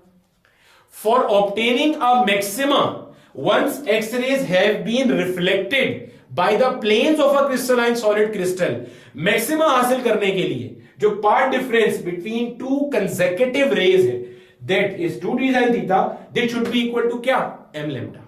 ये 2 समझ में आ गया। d क्या है, इंटरप्लेनर स्पेसिंग। थीटा क्या है यहां पे, वेरी इंपॉर्टेंट क्वेश्चन, थीटा क्या है, थीटा क्या है, थीटा आपके पास ये प्लेन से बनने वाला एंगल है। थीटा क्या है, ये प्लेन से बनने वाला एंगल, ये प्लेन से बनने वाला एंगल, इसको आप एंगल ऑफ इंसिडेंस भी कहोगे, एंगल ऑफ रिफ्लेक्शन भी कहोगे, इसी को बात जगह पे हम ब्रेग्स एंगल भी कहते हैं। क्या कहते हैं इसको हम, ब्रेग्स एंगल भी कहते हैं, ठीक है। एम क्या है, order of image, order of image मतलब समझो, अगर ये 2d साइन थीटा 1 लैम्डा के बराबर हुआ, इसका मतलब ये फर्स्ट ऑर्डर इमेज है। अगर ये 2d साइन थीटा 2 लैम्डा के बराबर हुआ, इसका मतलब ये सेकंड ऑर्डर इमेज है। अगर ये 2d साइन थीटा 3 लैम्डा के बराबर हुआ, गोया कि ये थर्ड ऑर्डर इमेज है, जैसा हमने डायफ्रैक्शन ग्रेटिंग में पढ़ा था, यही सब पढ़ा था, सही है। डी साइन थीटा 1 लैम्डा तो फर्स्ट ऑर्डर पे आता था, वहां पे डी साइन थीटा था, तो डी साइन थीटा 2 लैम्डा तो वो सेकंड ऑर्डर इमेज था, 3 लैम्डा तो वो थर्ड ऑर्डर इमेज था, तो ये ऑर्डर ऑफ द इमेज है। लैम्डा क्या है, वेवलेंथ ऑफ द रे यूज या वेव यूज। यहां पे एक्सरे यूज करेंगे तो एक्सरे की जो वेवलेंथ आपको गिवन होगी वो आप यहां पे ला करके पुट कर रहे होंगे, ठीक है भैया। अब जो आपके जहन में शुरू में क्वेश्चन था, सर एक प्लेन थोड़ी होगा, तीसरा चौथा पांचवा बहुत सारे प्लेन्स होंगे, तो आपने सिर्फ 2 प्लेन्स के लिए काम क्यों किया, इतने से वो कॉपी करो, एक बार जल्दी से रीड करो, मैं आपको मल्टीपल प्लेन्स के लिए भी यही बात जर्नलाइज कर देता हूं। चलो मेरे बच्चे, अब देखो कि अगर मैं आपके पास, अगर क्या एक्चुअल में आपके पास मल्टीपल लेयर्स होती है ना, तो उसको भी समझते हैं। ये मान लो भैया हमारा पहला प्लेन, ये मान लो दूसरा प्लेन, ये मान लो तीसरा प्लेन, ये मान लो चौथा प्लेन। जैसा 4 प्लेन में होगा वैसे ही बहुत सारे प्लेन में भी वैसे ही होगा, ठीक है, बस आप समझ जाना भैया। ये मान लो चौथा प्लेन, ये भाई साहब हमने बना दिया एक हमारा नॉर्मल, ठीक है। आपको पता है इंटरप्लेनर डिस्टेंस जो होता है, ये मेरा बेटा इंटरप्लेनर डिस्टेंस कितना है, डी के बराबर। ये इंटरप्लेनर डिस्टेंस कितना है, डी के बराबर। ये इंटरप्लेनर डिस्टेंस कितना है, डी के बराबर, ठीक है। जैसे वहां पे स्लिट सेपरेशन होती थी डी, वैसे यहां पे प्लेन टू प्लेन का डिस्टेंस कितना आ रहा है, डी आ रहा है, ठीक है भैया। यस सर, समझ आ गया। अब यहां पे मेरा बेटा हमारे पास एक एक्सरे आई, ऐसे चली गई। फिर यहां पे मेरा बेटा हमारे पास एक एक्सरे आई, ऐसे चली गई। फिर यहां पे मेरे बच्चे हमारे पास एक एक्सरे आई, ऐसे चली गई। फिर यहां पे मेरे बच्चे हमारे पास एक्सरे आई, ऐसे चली गई। ठीक हो गया, समझ में आने वाली बात है। यस सर, समझ में आने वाली बात है। अब देखो समझो, यहां से मैं परपेंडिकुलर गिराना चाह रहा हूं, ये इस तरह से परपेंडिकुलर गिर गया, यानी कि ये यहां पे भी परपेंडिकुलर है, इधर भी परपेंडिकुलर है, इधर भी क्या है, परपेंडिकुलर है। यस सर, सही। यहां से भी परपेंडिकुलर ड्रॉ कर रहा हूं, अब ये इधर भी परपेंडिकुलर है, यहां भी है, यहां भी परपेंडिकुलर है। यस सर, सही। अब मुझे एक बात बताओ, इसको मैंने कह दिया रे 1, इसको मैंने कह दिया रे 2, इसको मैंने कह दिया रे 3, इसको मैंने कह दिया रे नंबर 4। क्या ये सारी पैरेलल रेज है? जी सर, सारी पैरेलल है। इसका मतलब अगर यहां का एंगल थीटा है, और से सुनना, तो ये एंगल भी थीटा होगा, ये एंगल भी थीटा होगा, ये एंगल भी क्या होगा, थीटा होगा। ऐसे ही होगा। समझ में आने वाली बात है? ऐसा समझ में आने वाली बात है। अब देखो, अगर मैं आपको बोलता हूं, और से सुनना, अगर मैं आपको कहूं रे 2 ने रे 1 के मुकाबले में कितना एक्स्ट्रा फासला कवर किया? तो आप बोलोगे सर बहुत आसान है। रे 2 ने रे 1 के मुकाबले में जो एक्स्ट्रा फासला कवर किया वो है दिस प्लस दिस, यही है ना भाई, दिस प्लस दिस, ये एक्स्ट्रा है। और ये कितना है भाई? अगर ये थीटा है तो अपने को पता है ये थीटा है, ये भी थीटा है, ठीक है, ये थीटा है तो ये क्या है? थीटा है। तो ये हो जाएगा डी कॉस थीटा और ये क्या होगा? D sine theta. तो रे 2 ने D sine theta plus D sine theta extra cover किया, यानी कि मैं लिखूंगा रे 2 ने एक्स्ट्रा कवर किया 2d साइन थीटा। बोल समझ आ गया? समझ आता है? D sine theta plus D sine theta, भाई ये थीटा है तो ये भी थीटा होगा, ये थीटा है तो ये भी थीटा होगा, ये थीटा है तो ये डी कॉस थीटा और ये D sine theta. Yes sir, 2d sine theta extra हो गया। अच्छा, अब मैं बोलता हूं रे 3 ने कितना एक्स्ट्रा कवर किया रे 1 के मुकाबले में? गौर से सुनना, रे 1 से कंपैरिजन कर रहा हूं। किससे? रे 1 से। रे 1 ऐसे आके चला गया, रे 3 ऐसे आके गया गोया। रे 3 ने this plus this extra cover किया। बोलो हाँ या ना? रे 3 ने ये प्लस ये एक्स्ट्रा कवर किया। तो अब ये बड़ी ट्राइंगल देखो, ये वाली, ये बड़ी ट्राइंगल, दिस पूरी ट्राइंगल देखो, ये पूरे की साइड लेंथ कितनी है? ये 2d के बराबर। भाई ये पूरी लेंथ कितनी है? 2d के बराबर। तो ये क्या बनेगा? 2d cos थीटा, क्योंकि थीटा तो वही है, 2d cos थीटा। ये क्या होगा? 2d sin theta. गोया 2d sin थीटा ऐसे एक्स्ट्रा कवर किया और 2d sin थीटा ऐसे एक्स्ट्रा कवर किया। तो अब क्या लिखोगे? आप बोलोगे 2d sin थीटा प्लस का 2d sin थीटा, गोया कि कुल मिला के कितना हो गया? 4d sin theta.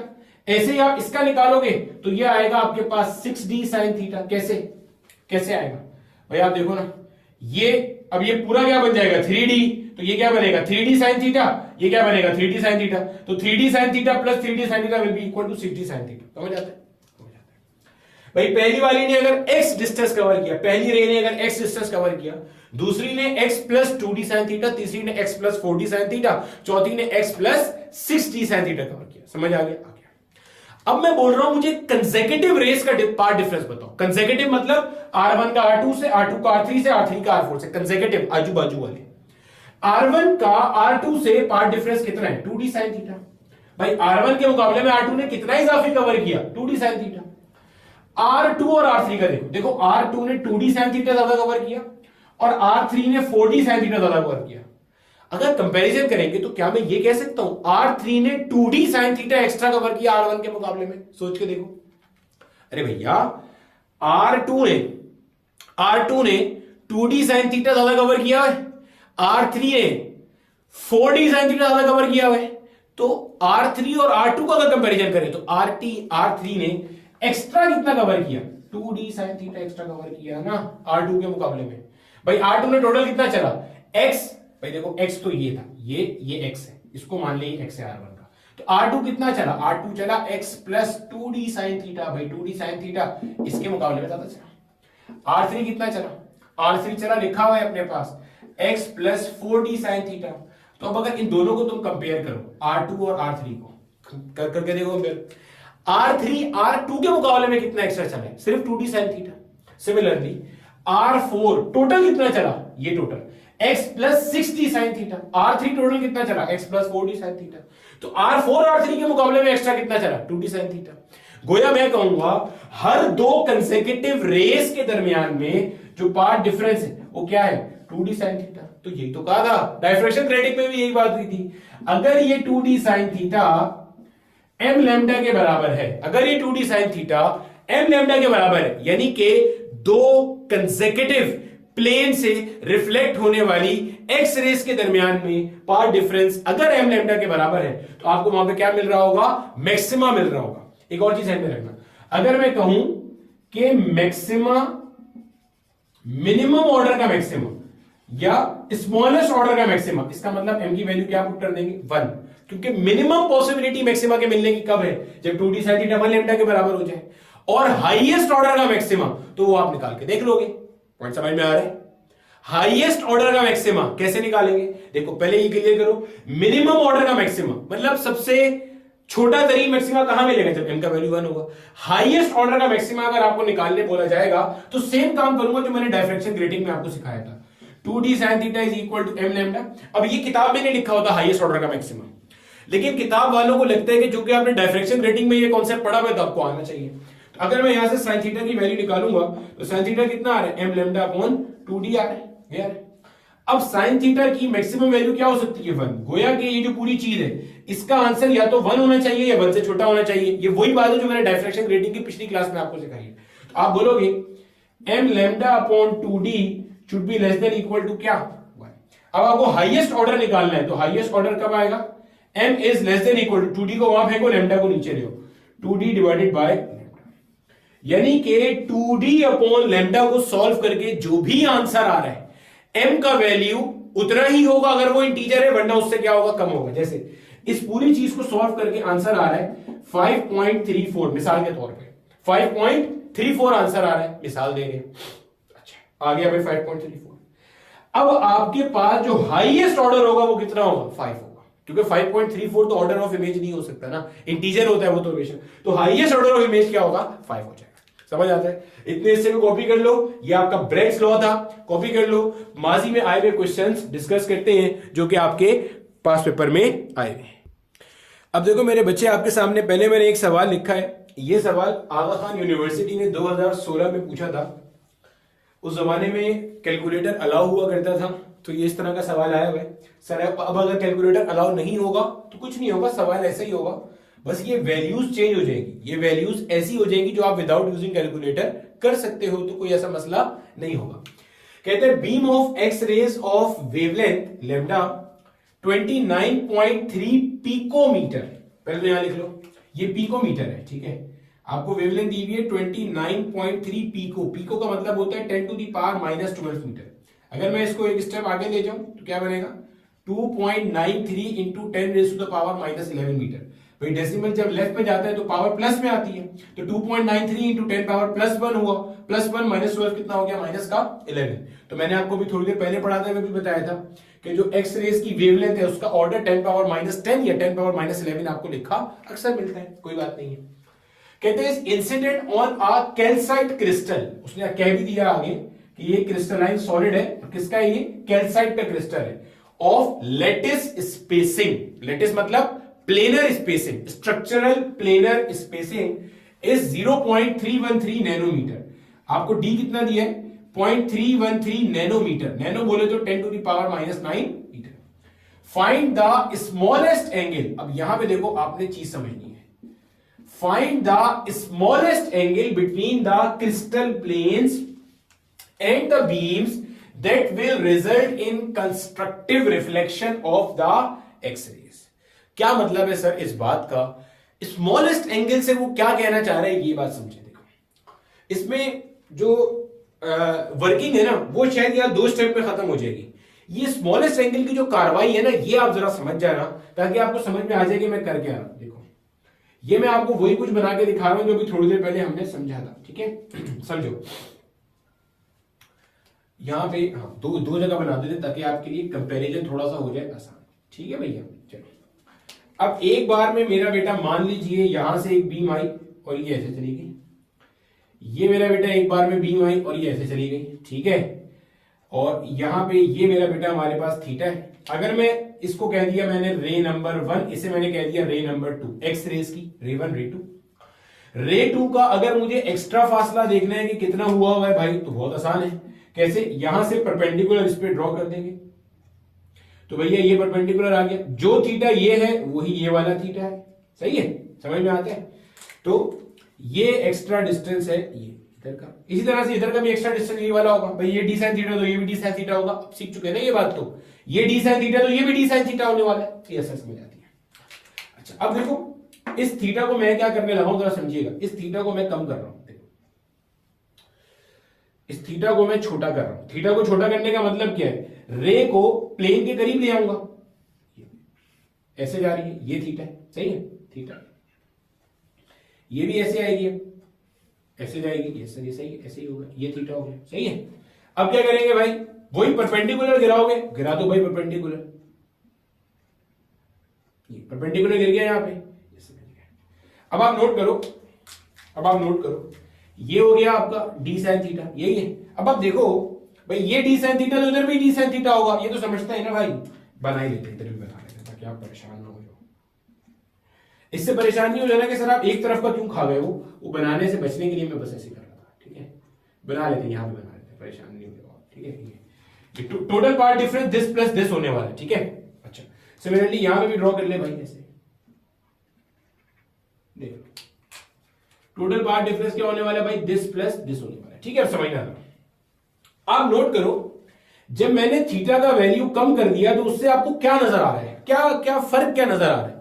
वीडियो को पॉज करो, तसल्ली से 1, 1.5, 2 मिनट 3 मिनट लगा के थोड़ा दिमाग अपना इस्तेमाल करो और आप देखो आपको इन दोनों फिगर्स में क्या डिफरेंस नजर आ रहा है। मैंने कौन सा थीटा कम किया है भाई, यही ना, angle of incidence, Bragg's angle कम कर दिया। ब्रेग्स एंगल कम करने की वजह से क्या हुआ है, सोचो, क्या ये नजर आ रहा है, ये चीज कम हो गई है, पार्ट डिफरेंस कम हो गया, बोलो ये चीज नजर आ रही है, पार्ट डिफरेंस कम हो गया है, बोलो हाँ या ना भाई। पहले दिस प्लस दिस, ये ऐसे कर लो, इसी का डबल करने पे आते ना पार्ट डिफरेंस, तो ये कंट्रीब्यूट कर रहा था पहले पार्ट डिफरेंस में, अब ये कंट्रीब्यूट करते हैं। जैसे जैसे आप थीटा कम करोगे वैसे वैसे पार्ट डिफरेंस क्या होगा, कम होता जाएगा। ये बात समझ आई। इसका मतलब अगर आप ये कहते हो कि जो पार्ट डिफरेंस है जो कि 2d sin थीटा है, ये अगर 1 लैम्डा के बराबर है, तो मैंने अभी कहा था 1 लैम्डा के बराबर होना, इसका मतलब ये क्या है, आपके पास फर्स्ट ऑर्डर इमेज की कंडीशन है। फर्स्ट ऑर्डर इमेज से कम तो कुछ नहीं हो सकता। मिनिमम पॉसिबिलिटी क्या है, फर्स्ट ऑर्डर इमेज बनेगी। तो फर्स्ट ऑर्डर इमेज का मतलब ये है कि इसके ऊपर आपके थीटा की वैल्यू होगी मिनिमम। सोच के देखो, ये बात समझ आई। देखो थीटा की वैल्यू आप जब कम करोगे, थीटा की जब मिनिमम वैल्यू है, तो इसके ऊपर आपका जो पार्ट डिफरेंस है ये मिनिमम होगा, तभी तो 1 लैम्डा के बराबर होगा। जब आप थीटा की वैल्यू को बढ़ाओगे, खुद सोचो, जब थीटा बढ़ेगा तो ये वाला फैक्टर बढ़ेगा, थीटा और बढ़ जाएगा तो ये फैक्टर और बढ़ जाएगा, क्योंकि ये लाइन इधर हो जाएगी तो ये फैक्टर और बढ़ जाएगा। मैं ये नहीं कह रहा कि थीटा बढ़ाने पे कंस्ट्रक्टिव इंटरफेरेंस नहीं होगी, होगी। थीटा बढ़ाने पर भी कंस्ट्रक्टिव इंटरफेरेंस होगी, लेकिन जब आप थीटा कम करते जाओगे तो एक पॉइंट आएगा जहां पे थीटा का एक मिनिमम वैल्यू होगा। इस मिनिमम वैल्यू के ऊपर जब आप अपनी बीम को स्ट्राइक करोगे तो ये बनेगा डी साइन थीटा, ये बनेगा D sine theta. This 2d sine theta मिलाकर will be equal to 1 lambda. इस थीटा के ऊपर ये थीटा कहलाएगा थीटा मिनिमम, जब जाके ये 1 लैम्डा हो रहा है। अब आप इसको बढ़ा दोगे, अगर 2d साइन थीटा 2 लैम्डा के बराबर हो रहे हैं तो ये तो सेकंड ऑर्डर इमेज है। 2d साइन थीटा 3 लैम्डा के बराबर हो रहा है तो ये थर्ड ऑर्डर इमेज है। अब जितनी इमेजेस है उसके लिए थीटा उतना बढ़ता जाएगा। समझाने का मकसद ये था कि थीटा जब बिल्कुल मिनिमम होगा, स्मॉलेस्ट एंगल से मुराद होती है कि आपको बिल्कुल मिनिमम की कंडीशन मीट करनी है कि this plus this should be equal to क्या, 1 lambda, where 1 lambda is basically the minimum possible condition कि जिसके ऊपर आपको आपकी फर्स्ट ऑर्डर इमेज मिलेगी। तो अब देखो, पढ़ो क्या कह रहे हैं, फाइंड द स्मॉलेस्ट एंगल, वो कम तरीन एंगल बताएं between the crystal planes and the beams that will result in constructive reflection of the X-rays. मैं आपको इससे 2-3 चीजें और कराऊंगा अभी, ताकि कॉन्सेप्ट क्लियर हो जाए, इसी सवाल से कराऊंगा, ठीक है। अब क्या करो, आपको पता चल गया फॉर स्मॉलेस्ट एंगल। अब जिस साल ये सवाल आया बच्चों ने यही बोंगी मारी थी कि ये नहीं पता चल रहा था कि ये क्या पूछना चाह रहा है। For smallest angle m will be equal to क्या, 1। फर्स्ट ऑर्डर इमेज की बात कर रहा है। देखो ना, थीटा कम करने पे क्या हो रहा है, 2d sin थीटा की वैल्यू कम हो रही है। जब पार्ट डिफरेंस कम हो रहा है इसका मतलब ऑर्डर ऑफ इमेज कम होगी। तो छोटा तरीन एंगल कौन सा होगा, वो जिसके ऊपर ऑर्डर ऑफ इमेज मिनिमम आ रही हो। तो मिनिमम ऑर्डर ऑफ इमेज कौन सी होती है, 1 लैम्डा होती है। भाई अगर आप इस ये जो भी मिनिमम एंगल निकालूंगा इससे भी छोटा एंगल कर दोगे तो 1 लैम्डा कोई कंडीशन मीट नहीं करेगी, ठीक है। चलो देखते हैं। अभी आपको मजीद समझाता हूं। 2d sin theta is equal to m lambda, आपका ब्रेग्स लॉ था। आप मिनिमम एंगल निकाल रहे हो तो आप m की जगह रखोगे 1, लैम्डा कितना है 2.93 into 10 raise to the power -11 upon में 2d आ गया। 2d कितना है 0.313 into 10 raise to the power -9। Simplify करेंगे इसको, हम सिंप्लीफाई कर लो आप भी भैया। साइन इनवर्स ब्रैकेट में डाल दिया 2.93 into 10 raise to the power -11 upon में आ गया 2 multiply by 0.313 into 10 raise to the power -9। Answer आपके पास आता है 2.68 डिग्री। क्या आंसर आ रहा है भाई, 2.68 डिग्री, ये आंसर आ रहा है। तकरीबन ये आंसर आ रहा है। अब देखो, मैं आपको फिर एक बार ना यही चीज समझाने की कोशिश करता हूं, आहिस्ता आहिस्ता समझना, क्या पता अब और बेहतर समझ में आ जाए। मैं आपको बोलता हूं एक काम कर यार, तू ना 2d sin थीटा की वैल्यू कैलकुलेट करके दे मुझे। किसकी वैल्यू, 2d sin थीटा, और छोड़ सब चीज छोड़, 2d sin थीटा कैलकुलेट करो। अब थीटा पता चल गया ना, ये पुट करके दो। देखो 2 डी का वैल्यू कितना है 0.313 into 10 raise to the power -9, सही है, ये हो गया, multiply by sine of 2.68 degree. Answer आता है मेरे पास 2.927 इंटू 10 की पावर -11, यही आ रहा है। देखो अच्छे से देखो, यही आ रहा है। अब इससे आपको क्या समझ में आया, ये समझ में आया, देखो ये वो स्मॉलेस्ट एंगल है, और से सुनना, ये वो स्मॉलेस्ट एंगल है जिसके ऊपर 2d sin थीटा की वैल्यू इसके बराबर हो रही है, और ये क्या है 1 लैम्डा।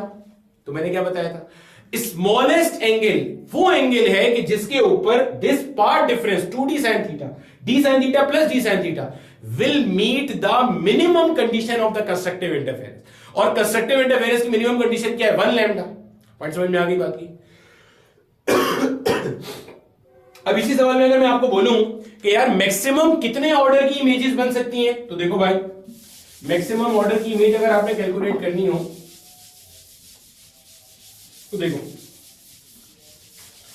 मैक्सिमम ऑर्डर की जो इमेज अगर आपने कैलकुलेट करनी है तो देखो भैया हमारे पास क्या होता है, ये चीज आपको भी मैंने बताया भी था, 2d sin theta is equal to m lambda, ऐसे ही था। अब sin theta is equal to m lambda upon में क्या आ जाएगा 2d आ जाएगा। ये मैक्सिमम 1 हो सकता है, तो इसका मतलब इस पूरी चीज का वैल्यू तो 1 होना चाहिए, 1 से छोटा होना चाहिए। आप बोलोगे m lambda upon 2d should be less than equal to क्या 1, क्योंकि sin थीटा इसके बराबर है और sin थीटा का मैक्सिमम वैल्यू 1 हो सकता है, तो इस पूरी चीज का आंसर 1 या उससे छोटा होगा। m को अकेला कर लो यहाँ पे, m should be less than equal to 2d divided by lambda, ये आंसर आ रहा है। अब इसमें लाके वैल्यूज पुट कर लो, भाई डी पता है ये रहा और लैम्डा भी पता है, वैल्यू पुट करते हैं। ये सब सवाल में नहीं दिया हुआ, मैं कुछ और चीज आपको सिखा रहा हूं।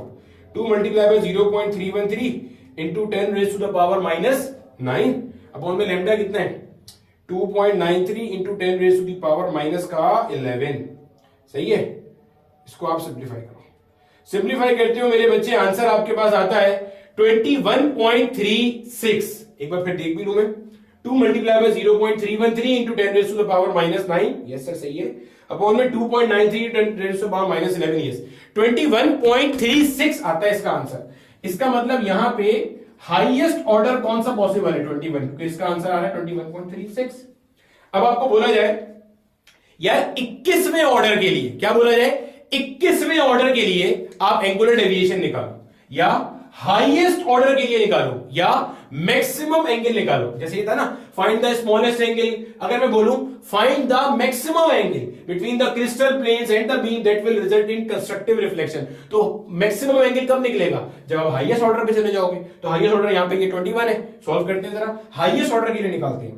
तो आप बोलोगे 2d sin theta is equal to क्या m लैम्डा, ये निकालना है मुझे, और किसके लिए निकालना है हाईएस्ट ऑर्डर के लिए। तो आज जरा करते हैं भाई, sine inverse m lambda upon 2d, m की जगह पे क्या आया 21, लैम्डा की जगह पे क्या आया भाई 2.93 into 10 raise to the power -11 upon में क्या आ गया भाई 2d, तो 2 मल्टीप्लाई बाय d कितना है 0.313 into 10 raise to the power -9, यही आ रहा है, यही आ रहा है, यही आ रहा है, यही आ रहा है। आंसर आता है 79.39 डिग्री विच इज 79.4 डिग्री, यानी कि हाईएस्ट एंगल क्या है आपके पास 79.4 डिग्री आ रहा है। कॉन्सेप्ट का फील आया है, यानी कि जैसे जैसे आप एंगल कम करोगे मिनिमम की कंडीशन की तरफ जाओगे, एंगल बढ़ाओगे मैक्सिमम की कंडीशन की तरफ जाओगे। वो आपको बोले स्मॉलेस्ट एंगल बताओ तो 2d sin theta is equal to m lambda करना, m की जगह 1 पुट करना। वो बोले मैक्सिमम एंगल बताओ, तो आप पहले मैक्सिमम ऑर्डर जो इसमें हो सकता है वो निकालोगे, उसके बाद 2d sin theta is equal to m lambda करोगे और m का वही वैल्यू रखोगे जो आपने निकाला। जैसे मैंने 21.3 से निकाला, तो इससे बिल्कुल पीछे वाला जो इंटीजर था वो उठा के डाल दिया और आंसर आ गया। समझ आता है, सॉल्व कर लो। आगे चलते हैं और कुछ एक सवाल और करते हैं जो नस में आया था। अब देखो मेरे बच्चे, आपके सामने मैंने एक सवाल लिखा हुआ है। सवाल पूछा गया नस्ट एंट्री टेस्ट 2020 के अंदर, ये वही वाला साल है जिसके अंदर कोविड आया था ना, ठीक है, वही वाला साल है। अब इसमें कैलकुलेटर अलाउ नहीं होता, तो मैंने आपको अभी थोड़ी देर पहले भी कहा था कि भाई अगर कैलकुलेटर अलाउ नहीं होगा तो वो आपको वैल्यूज ऐसी देंगे जो विदाउट यूजिंग कैलकुलेटर आपसे आराम से हल हो जाएगी। You should be more focused on understanding the concept कि हो क्या रहा है, कैसे हो रहा है, वो वैल्यूज वाला मसला हल हो जाता है। और ज्यादा मसला है बेसिक मैथ्स का, तो बेसिक मैथ्स 01 02 2 लेक्चर अपलोड किए हुए, सारा प्रॉब्लम उसमें सॉल्व है। कहते हैं monochromatic X-rays are incident on a set of crystals of sodium chloride whose interplanar spacing is, ये 400 नहीं है, 40.0 picometre. When the beam is rotated 60 degree from the normal, first order Bragg reflection is observed. Wavelength, अब वो पूरा लिखा हुआ था wavelength, मैंने अपना काहिनी के हवाले से लैम्डा लिखा है. Wavelength of X rays will be, ये ऑप्शन दिए हुए थे. आपने तसल्ली से वीडियो को पॉज करना है और सवाल को सॉल्व करना है. साथ साथ आप देखो आपको ये सब चीज समझ में आ रही है. मोनोक्रोमेटिक एक्सरेज मतलब ऐसी एक्सरेज जिनकी एक वेवलेंथ है. सर एक्सरेज की एक ही तो वेवलेंथ होती है? नहीं. जैसे व्हाइट लाइट है उसके अंदर देयर आर वेरियस कॉन्स्टिट्यूएंट्स. जैसे रेड लाइट है, सारी रेड लाइट की भी जो है वो 700 नैनोमीटर थोड़ी होती है. कुछ 699 नैनोमीटर हो सकती है, कुछ 698 नैनोमीटर होती है. आप कभी किसी दुकान पे जाओ जहां पे ये मेकअप वगैरह का सामान मिलता है, तो आप जाके देखो उसके पास एक रैक लगा होगा जिसमें लिपस्टिक्स होंगी, 10,000 तरह के रेड के ही शेड्स होंगे. तो जरा जरा सी वेवलेंथ चेंज करने पर वो रहता रेड ही है, लेकिन उसका अलग अलग अलग अलग अलग अलग वेवलेंथ नजर आ रही होती है. तो यहां पे मोनोक्रोमेटिक का मतलब है ऐसी एक एक्सरे जिसकी एक सिंगल वेवलेंथ है. Incident on a set of crystals, crystals क्यों का कॉन्सेप्ट का फील आ रहा है, NaCl. इंटरप्लेनर स्पेसिंग आपको दे दी. कहते हैं beam is rotated 60 degree from the normal. Normal ये वाली लाइन होती है. फर्स्ट ऑर्डर ब्रैग रिफ्लेक्शन, अब ब्रैग का कॉन्सेप्ट पूरा बता दिया था, उसको ब्रैग्स लॉ जो कहते हैं, ठीक है. रिफ्लेक्शन को ब्रैग रिफ्लेक्शन कहते हैं, एंगल को ब्रैग्स एंगल कहते हैं. Is observe lambda of the X rays will be, आपसे वेवलेंथ पूछ रहे हैं. अटेम्प्ट कर लिया. देखो अब देखो भाई, सवाल में कुछ भी नहीं है करने के लिए. आपने करना है 2d sin theta is equal to m lambda. क्या कह रहे हैं? First order Bragg reflection is observed. तो गोया n की जगह पे तो आप क्या रख दोगे भाई? 1 रख दोगे. वेवलेंथ आपको चाहिए, विच मींस ये बन जाएगा lambda is equal to 2d sin theta. Interplanar spacing आपको दी हुई है 40 पिकोमीटर. तो भैया 40 into 10 raise to the power हो गया ये क्या? -12. अब आता है आपके पास साइन थीटा रखने का मरहला. जो बच्चा मार खाता है वो यहीं पे खाता है. आप में से वो सारे बच्चे जिन्होंने यहां पे 60 डिग्री रखा है उनका आंसर गलत आया होगा. क्यों गलत आएगा? देखो भाई, मैंने आपको अभी लिखवाया भी था 60 डिग्री लिखने पर आंसर गलत आएगा. क्यों? ये 60 डिग्री का एंगल कहां से? From the normal. मतलब समझना, beam is rotated 60 degree from the normal. मतलब वो कह रहे हैं ये वाला एंगल आपको गिवन है 60 डिग्री का. मैंने भी आपको लिखवाया क्या था, एक्सरे डायफ्रेक्शन के अंदर जो हम एंगल ब्रैग्स एंगल कंसीडर करते हैं वो कहां से करते हैं? प्लेन के सरफेस से करते हैं. यानी कि आपको ये एंगल चाहिए था ब्लू वाला, ये तो नहीं चाहिए, ये तो गिवन है. अब ये और ये मिला के कितना है? 90 डिग्री. भाई नॉर्मल को नॉर्मल कहते ही इसलिए कि वो प्लेन के ऊपर 90 डिग्री पर है. तो ये एंगल पता है 60 डिग्री. ये कैसे आएगा? 90 में से 60 निकाल दो, पीछे कितना बचा? 30 डिग्री. गोया कि आपको जो फर्स्ट ऑर्डर ब्रैग रिफ्लेक्शन मिल रही है उसमें जो थीटा है यहां पुट करने वाला वो कैसे आएगा? 90 माइनस 60 करके आएगा, या डायरेक्ट 30 पुट कर दो तब भी चलेगा, कोई मसला नहीं है. यहां पे 60 नहीं पुट करना, बस बाकी खैर है. कॉन्सेप्ट का फील आ गया. ये 30 डिग्री आएगा. अब देखो 2 multiply by 40 into 10 raise to the power -12 sine 30 degree कितना होता है? हाफ. 2 से 2 मर गया. क्या आंसर आता है? 40 into 10 to the power -12. Answer क्या आ रहा है? 40 पिकोमीटर. जिस साल ये सवाल आया था बहुत सारे बच्चों ने जो गलती की थी वो ये आंसर लगाया था. जब आप यहां पे साइन 60 डिग्री करोगे, देखो 2 into 40 into 10 raise to the power -12. अगर मैं यहां 60 करता जो कि गलत है, तो साइन 60 डिग्री क्या होता भाई? √3/2 होता. 2 से 2 मर जाता. √3 का वैल्यू कितना है? 1.732 होता है तकरीबन. तो अगर 1.7 को आप 40 से मल्टीप्लाई करो तो ये बनेगा 4 multiply by 17 into 10 raise to the power -12. यही बनेगा. अब 17 2 जा कितना होता है? 34 कितना होता है? 68. तो 68 into 10 raise to the power -12 यानी कि 68 पिकोमीटर तकरीबन गुजारा राउंड ऑफ किया है ना. ये एक्चुअल वैल्यू तो 1.732 होती है, तो इसके करीब आ है. तो बहुत सारे बच्चों ने ये सोच के ऑप्शन बी करेक्ट किया था विच वाज इनकरेक्ट. ठीक है, तो मेरे हमेशा की तरह मुंह हो गया. तो जहन में रख लेना भाई, ये बात हम ख्याल करेंगे. अब अगर मैं आपको बोलूं यार इसके अंदर मुझे मैक्सिमम जो ऑर्डर हो सकता है वो बताओ, तो आप कर लोगे. 2d sin theta is equal to m lambda, sin theta is equal to m lambda upon 2d, m lambda upon 2d should be less than equal to 1. तो ये मुझे आंसर आप बता देना. फिर उसके मैक्सिमम ऑर्डर के लिए अगर एंगल बोला जाए तो वो भी आप बता देना. ठीक है, मैक्सिमम ऑर्डर गालिबन इसमें 2 आएगा और उसके लिए जो एंगल है वो शायद आपके पास 90 डिग्री आएगा. आप चेक कर सकते हो. ठीक है, उसको आप देख लेना. ठीक है भैया, यहां पे मेरा बेटा हमारा आज का टॉपिक खत्म होता है। एक छोटी सी चीज बताऊंगा ताकि मैं उसके आगे आपको कुछ सवाल होमवर्क के लिए दे सकूं। वो छोटी सी चीज ये है, कभी कभार ना एंगल आपको ऐसे भी लिखा मिलता है, जैसे अभी आपको ब्रेग्स एंगल दिया था ना जो पिछले वाले सवाल में।